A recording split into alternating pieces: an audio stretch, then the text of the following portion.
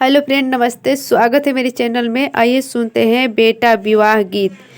साजिले कवन पापा बेटा की बरियात हो रे, धरती आकाश बादल थर थर कांपे।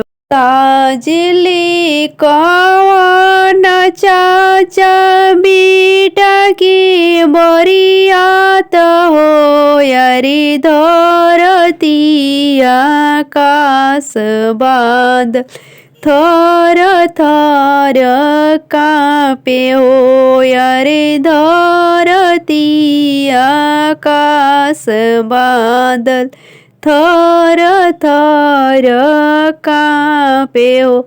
जब बरियतिया बगीचा में गोइले हो रे, बाग के सुगा सब खिले आकाश हो रे, बाग के चिरैया सब खिलले आकाश हो। जब बरियतिया पोखरवा पर गोइली हो रे, पोखरा के मछरी पाताल लोक में गोइली हो।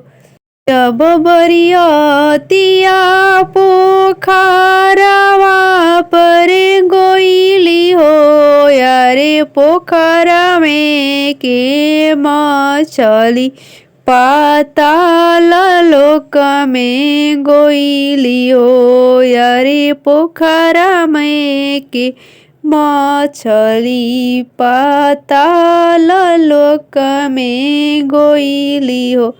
जब बरियतिया दुआरवा बीचे गोइले हो रे, पापा हो कवन पापा हन ले जाबाब हो रे, पापा हो कवन पापा हन ले जाबाब हो।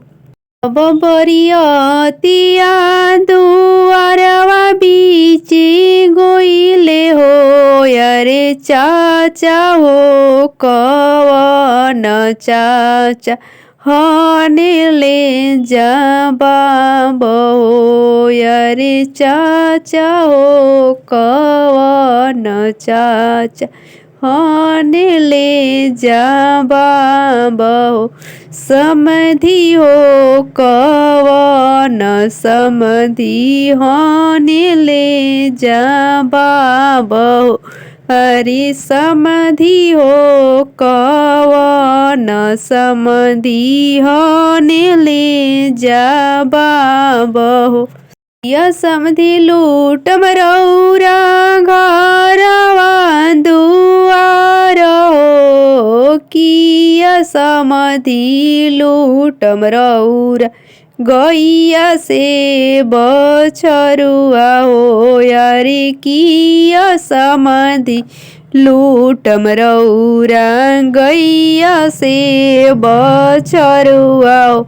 नाही हम लूटम समधि गैया से बछरुआ हो रे, नाही हम लूटम समधि घरवा दुआर हो रे, नाही हम लूटम समधि घरवा दुआर हो।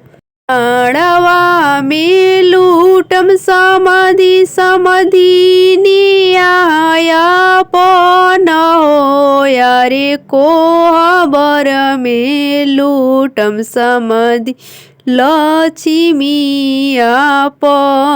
हो। माड़वा में लूटम समधि समधि न्यायापन हो रे, कोहबर में लूटम समधि लक्ष्मिया पन हो यारे कोहबर में लूटम समधि लक्ष्मिया पन हो। अरे जी देखी हुई समधि नयना जुड़ा सो यारे कोहबर में लूटम समधि लक्ष्मिया पन हो। इन्हीं से आओ समधि घर मोरे भरी हो यारे कोहबर में लूटम समधि लक्ष्मिया पन हो।